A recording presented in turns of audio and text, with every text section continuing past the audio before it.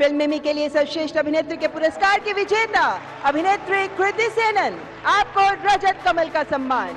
The Mimi gets the award for his sensitive performance of the story of a surrogate mother facing social backlash and personal internal conflict. একটা সময় মাত্র হাতে গোনা ৩-৪টি award show হতো, তবে বর্তমানে সেই সংখ্যা বেড়েছে কত দাঁড়িয়েছে তা গুণে বলা বেশ মুশকিল। সব ম্যাগাজিন, চ্যানেল, বলা ভালো প্রায় বড় বড় সব ধরনের সংস্থাই বর্তমানে অ্যাওয়ার্ড শো এর আয়োজন করে থাকে। এবার এই বাড়তে থাকা অ্যাওয়ার্ড শো নিয়েই মুখ খুললেন কৃতি সেনন। তার মতে অ্যাওয়ার্ড দেওয়ার যে আসল উদ্দেশ্য সেখান থেকে দূরে সরে গিয়েছে সংস্থাগুলি। বর্তমানে নাকি কেবল পিআর বাড়ানোর জন্যই এই অ্যাওয়ার্ড শোগুলি করে থাকে, সবটাই চলে শো অফের ওপর।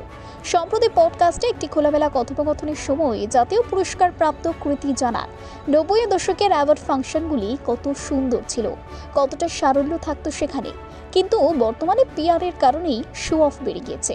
দোপাত্তি খ্যাত অভিনেত্রী উল্লেখ করেছেন যে ৯০-এর দশকে শুধুমাত্র কয়েকটি অ্যাওয়ার্ড শো ছিল, যেখানে গ্ল্যামার প্রদর্শনের পরিবর্তে শৈল্পিক কৃতিত্বের উদযাপনের দিকে বেশি মন দেওয়া হতো।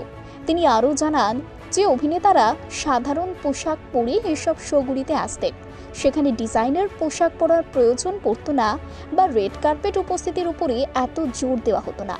কৃতির মতেই ফোকাসের এই পরিবর্তন আধুনিক অ্যাওয়ার্ড শোগুলির সততা এবং প্রাসঙ্গিকতা নিয়ে প্রশ্ন তুলেছে। তিনি বলেছিলেন, আমি যদি আজকের সময়ের একটা কিছু পরিবর্তন করতে পারতাম তবে এই বিষয়টার পরিবর্তন করতাম।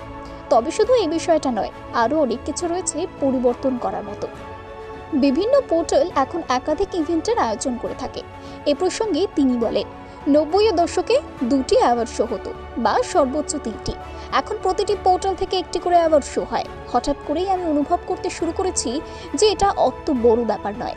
কৃতি পরামর্শ দিয়েছে যে বর্তমান দিনের এই পুরস্কার সংস্কৃতি, প্রতিভা এবং নৈপুণ্যের প্রকৃত প্রশংসার উপরে অধিক জোর দিলে আসলে উপকার হবে। তিনি শিল্পের বিবর্তন নিয়ে কথা বলার সময় সরলতা এবং সততা হারানোর জন্য দুঃখ প্রকাশ করেছেন।